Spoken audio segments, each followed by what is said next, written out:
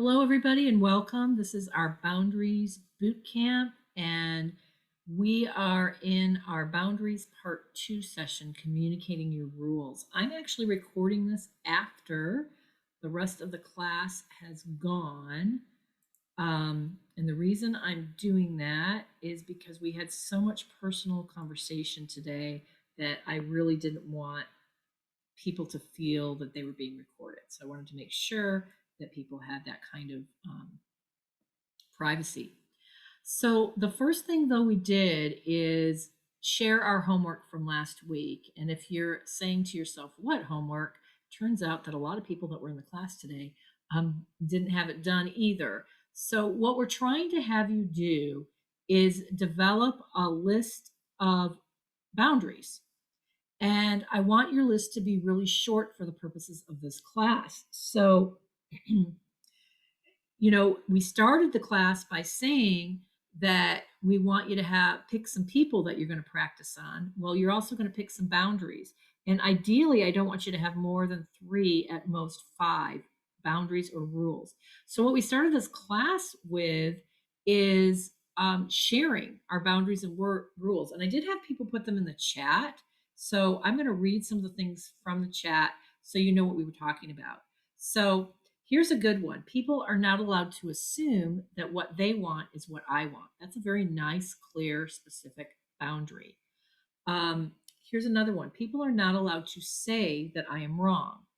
People are not allowed to tell me not to do something that I want to do. People are not allowed to dismiss my feelings. Now, whenever anybody uses a word like dismissing my feelings, I'm going to say, what are the behaviors? Because dismiss might seem obvious to you, but it's nice to ask, like, what do they do that makes their behavior seem dismissive? So I asked to give examples, and some of the examples that people gave was rolling their eyes, telling me my feelings aren't any big deal, or saying, what's the big deal when I start getting upset? So the more specific you can get, the better. Now that may lead you down a road where you have a long list of rules. And I know I'm telling you to shorten your rules, but what you're going to end up finding is that a lot of your rules are really saying the same thing from a different angle. And so you'll end up being able to find one that's really, really good. If you work on just one through this whole boot camp, you're going to find that you get a lot of value from it. Another one, don't expect me to read your mind. So be really clear about what your thoughts are and your feelings are and communicate them directly to me. Someone said people are not allowed to be inconsiderate of my time. And so then we did another thing, like when you say people are not allowed to be inconsiderate or people are not allowed to be disrespectful, we had long conversations about that in the class. What are they doing that makes you feel like they're being inconsiderate? And the answer in this case is they'll call me and they'll just talk at me. And it's all about them. They're not interested in anything that I have to say or I'm feeling or doing. They're really just using me, um, in some way. And it just drains me. And so then we talked about that, changing that to people must, sometimes changing it to a positive of what it is that you need them to do, kind of what your request for the behavior is, can make it a little bit easier. So we change it to people must um, ask me if it's a good time when they call and ask me how much time I have available and end on time if it's a phone call, for example.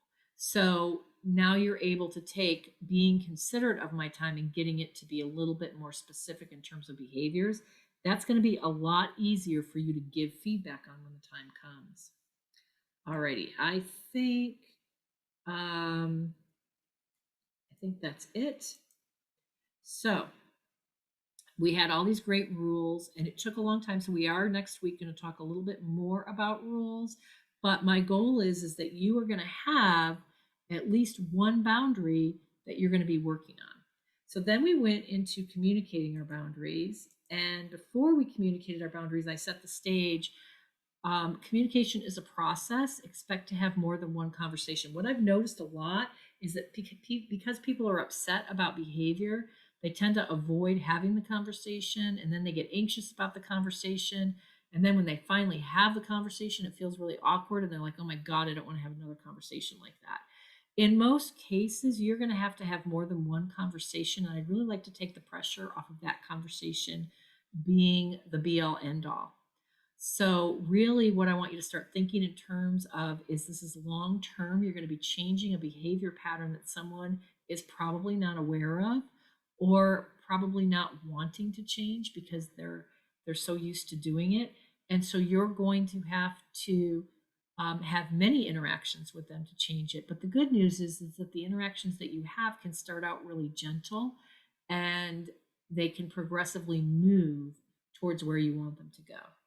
So expect that they may not get it right away. And then here's the thing, you will be most effective if you're not the least bit angry or upset. So how do you get to that place of calming your energy?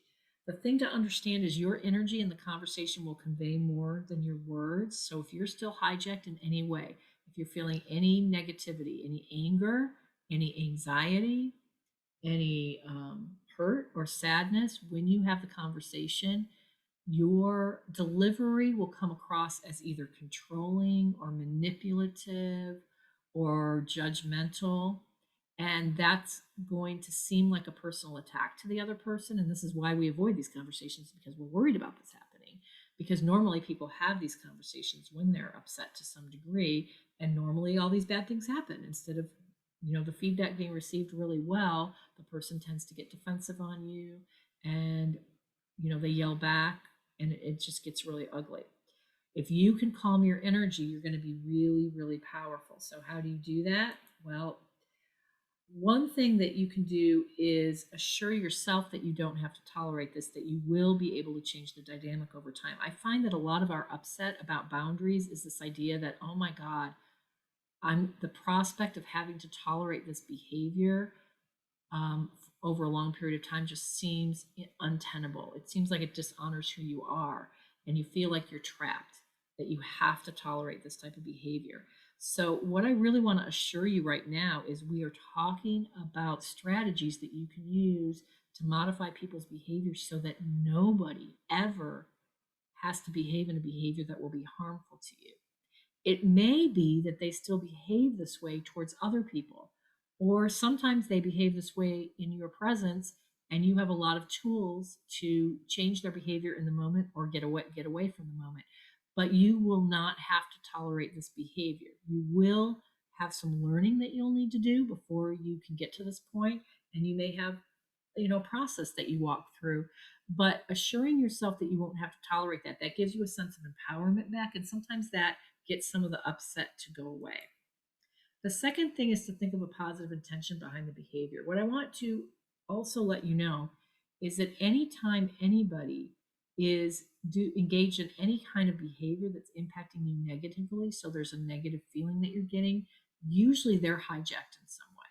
So they have an unmet need, they're trying to get a needs met, they have something, or they're just completely unaware. They have a goal they're trying to achieve, a problem they're trying to solve, and they're just not thinking about the awareness. But at the very best case scenario, they're simply not paying attention. Worst case scenario, they're hijacked. And we had somebody on our call talk about how um, this is a device people use to control you, which is a judgment about what's behind the behavior. It judges the other person's behavior as malicious intent. If you're judging someone as having malicious intent towards you, then you're trapped in a mindset that tells you that this person is bad. I'm telling you that anytime anybody's engaged in any form of malicious feeling behavior, it's because they are hijacked. And you don't know what their internal experience is, but typically controlling behavior is coming from fear.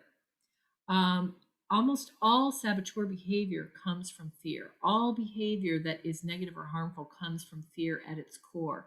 So, controlling behavior is, oh, I'm afraid that you're going to do something wrong and there's going to be a bad catastrophe, right? So, it feels very manipulative and controlling, but it comes from a place of someone taking responsibility for your behavior when they shouldn't. But they're doing that from a place of fear. So it doesn't mean that you have to tolerate the behavior, but you should understand that people are usually doing these behaviors because they're hijacked in some way. Understand that all negative behavior comes from fear, saboteur hijackings in areas where people don't have complete self awareness or growth. and acknowledge that no human being has complete self awareness. We all have blind spots and therefore exhibit behavior that triggers others or crosses their boundaries. So, this is when I stopped the sharing and I brought all the people up and I said, listen, and so I'm going to do it to you too, whoever's listening or watching this. I can guarantee you that you have not reached perfect self awareness and personal growth yet. You may have a wish in your mind. You may like to think that you're always kind to people. You may like to think that you're always respectful to other people. You may like to think that you're always considerate to other people because those are your intentions. And I would agree that those are probably your intentions. But I guarantee you that you have blind spots. And I guarantee you that sometimes you're experiencing anxiety, and sometimes you're experiencing anger, and sometimes you're experiencing sadness or drain. And when you are experiencing those things, the way other people experience your behavior is as if you are crossing their boundaries. They experience it as inconsiderate, rude, controlling, manipulative. So, everybody who's watching this video right now, I can guarantee you that you have crossed other people's boundaries, that you have exhibited behaviors that have felt disrespectful to other people, that you've exhibited behaviors that have felt inconsiderate to other people. So, I'm not saying this to make you feel bad, but what I'm saying this is for you to understand that when you experience this quote unquote bad behavior from others, that we're all in this human bucket together. And what I really like to do is trigger your compassion and humility. That because if you can use this thinking process to get yourself calm, you are going to be way more effective when it comes to confronting the behavior. So, I want to talk about consequences. So, typically, we go through this communication process where we start by just expressing our boundary, just expressing our request, something that we would like them to do. And we don't really have to talk about what the consequences are going to be if they don't do it, but it is really important to have consequences and to know what your consequences is. And what I'm asking people is to have 2 or 3 levels of consequences planned out in advance. So if you try everything and the behavior doesn't stop, you have a place to go, which are the consequences. Now, consequences should be easy and self protective, not dramatic or punitive. So, when we're really affected by someone else's behavior, we get so angry with them, we just want to punish them. That's what our brain automatically does because we're in self protective mode and because we're reacting to feeling attacked. And we're reacting to this idea that this person is deliberately and maliciously attacking us. And so we're fighting back in our brain. But if we really go back to the prior slide and remember that probably from their point of view, they're not on the attack. From their point of view, they're protecting themselves from something, or they're trying to soothe themselves, or they're trying to solve a problem or achieve a goal. And they don't really realize that how they're coming across is feeling that way. Giving them a dramatic or punitive consequence is going to feel like it comes out of the blue for them, and it's just going to make the situation between you worse. So we have levels of consequences. Maybe the final consequence is a little bit more dramatic, but the first level of consequence doesn't have to be so dramatic. So, for example, if you have someone that onslaughts you, that quote unquote doesn't respect your time, so it feels like they're constantly coming at you and interrupting you and asking you questions when you're in the middle of trying to focus on something or that type of thing, simply not responding until it's convenient for you is a very viable consequence. And it can be a level 1 consequence. And it doesn't even have to be something that you say, it can be simply something that you do.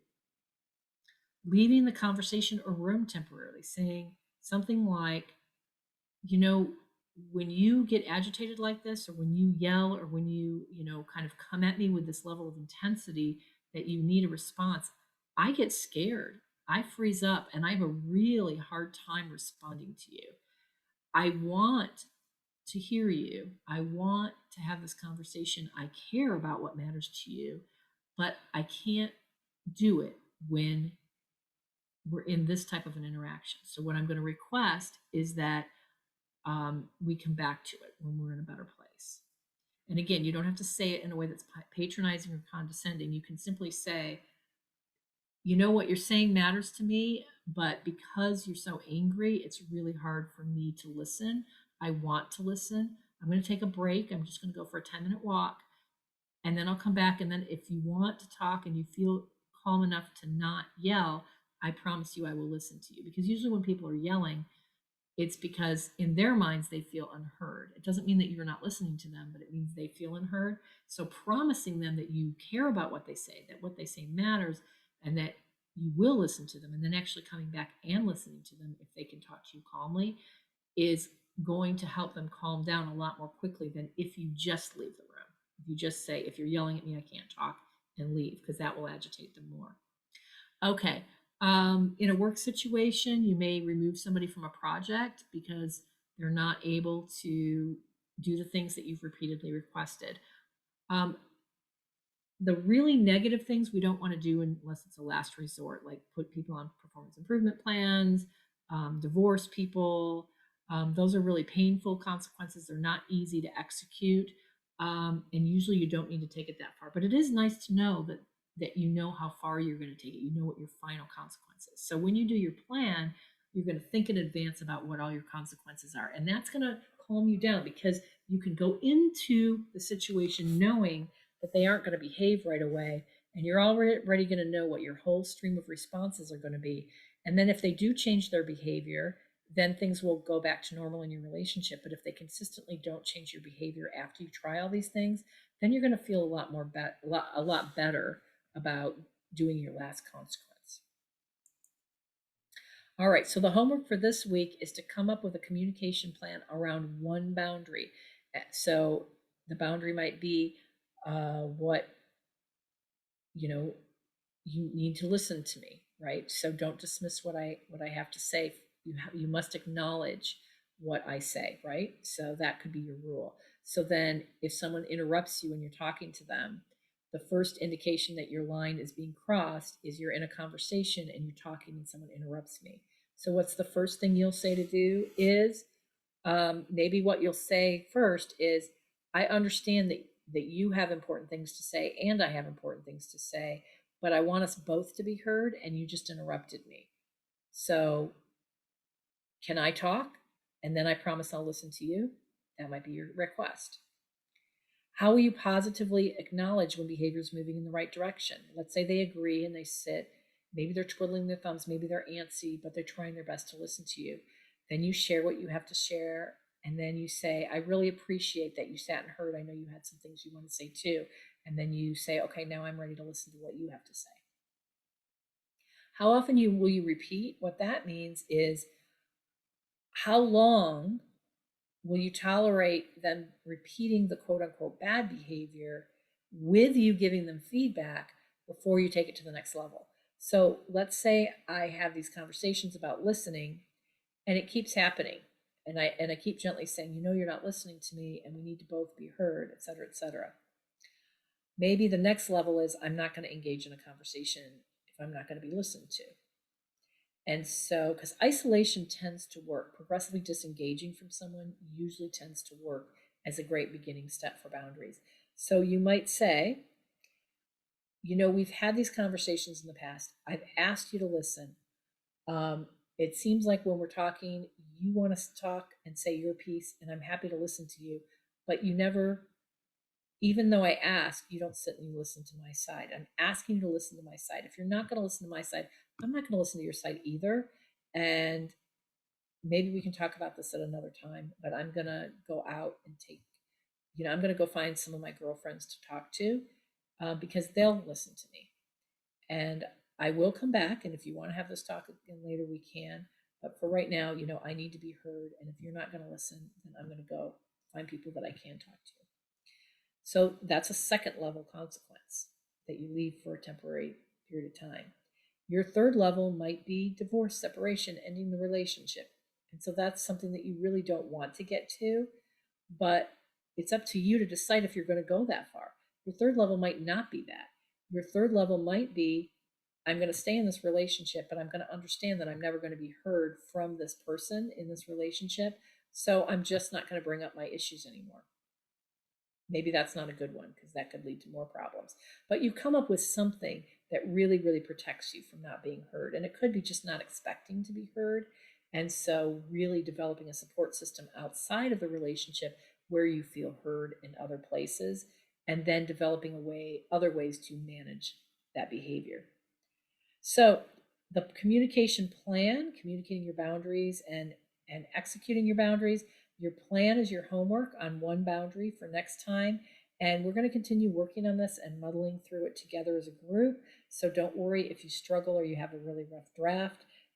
It's going to be pretty awesome to go through this. It's going to require a lot of practice, but writing down a tentative plan first on one boundary is a great place to start, because once you have one boundary and you've kind of practiced putting into place, practiced having some of the conversations, you're going to notice what works and what doesn't work, and you're going to start feeling more and more powerful in this process. And that is what I want for you. So thanks for listening, and I look forward to talking to you next time. Bye bye.